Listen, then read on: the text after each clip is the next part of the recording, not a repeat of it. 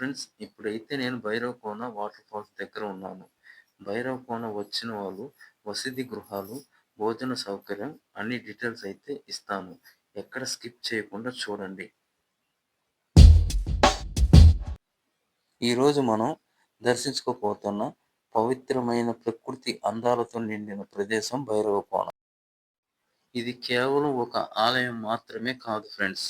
శివభక్తులకి శక్తిని, మనసుకు ప్రశాంతాన్ని ఇచ్చే ప్రదేశం. ఫ్రెండ్స్ భైరవకోన చేరుకోవాలంటే బస్ సౌకర్యం అయితే ఉండదు. సిఎస్ పురం కొత్తపల్లి రోడ్‌లో దిగి, కొత్తపల్లి రోడ్‌లో నుంచి అయితే ఆటో క్యాచ్ చేయాలి. ఆటోలో అయితే అన్ సీజన్‌లో అయితే ఆటోలు ఉండదు. అందుకని ప్రైవేట్ వెహికల్‌లో రావడం అయితే బెస్ట్.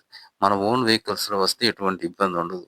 ఫ్రెండ్స్ ఈ మార్గంలో అయితే వ్యూ చాలా బాగుంటది. కొత్తపల్లి రోడ్‌లో నుంచి భైరవకోన 5 కిలోమీటర్లు అయితే ఉంటది. ఈ 5 కిలోమీటర్ల జర్నీ అయితే కొండల మధ్యన చాలా అద్భుతంగా ఉంటుంది.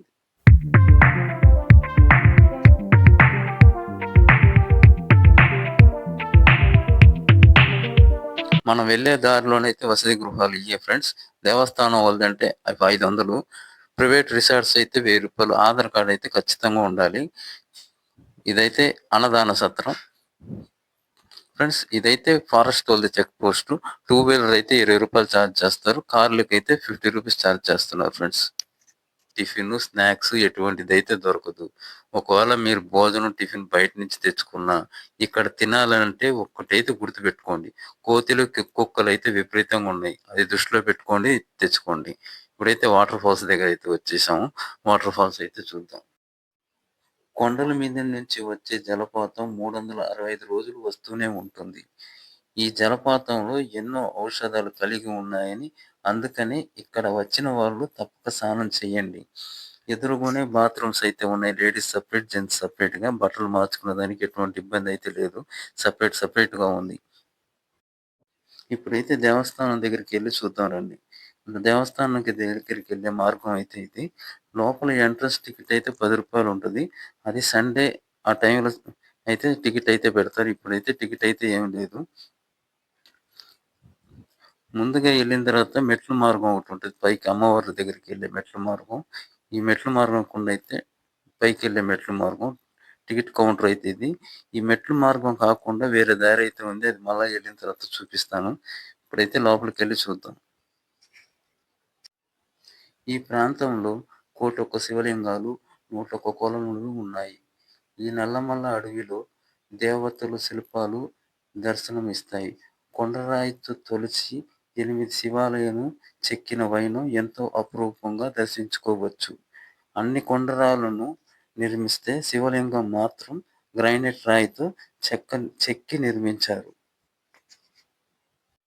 శ్రీ భైరవేశ్వర స్వామి ఆలయం 7, 8 శతాబ్దానికి చెందిన ఆలయంగా, పల్లవుల కాలానికి చెందినదిగా భావిస్తారు.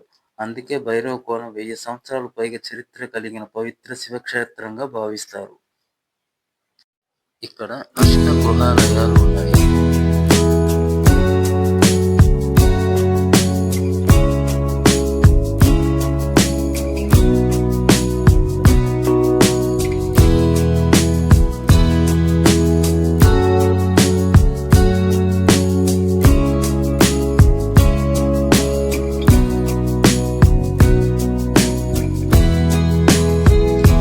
ఆలయాలకు ఎదురుగా కాలభైరవ ఆలయం ఉంటుంది.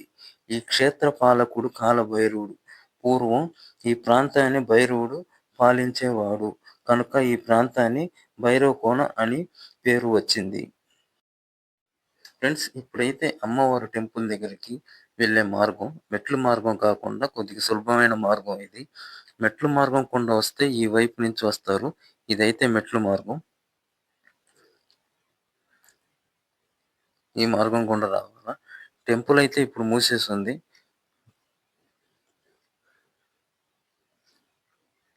ఇప్పుడైతే వెనక్కి వెళ్ళిపోదాం. టెంపుల్ అయితే క్లోజ్ చేసింది.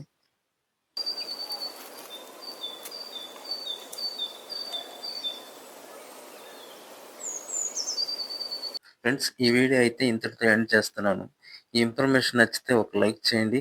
మన ఛానల్ని సబ్స్క్రైబ్ చేసుకోండి. Thank you for watching.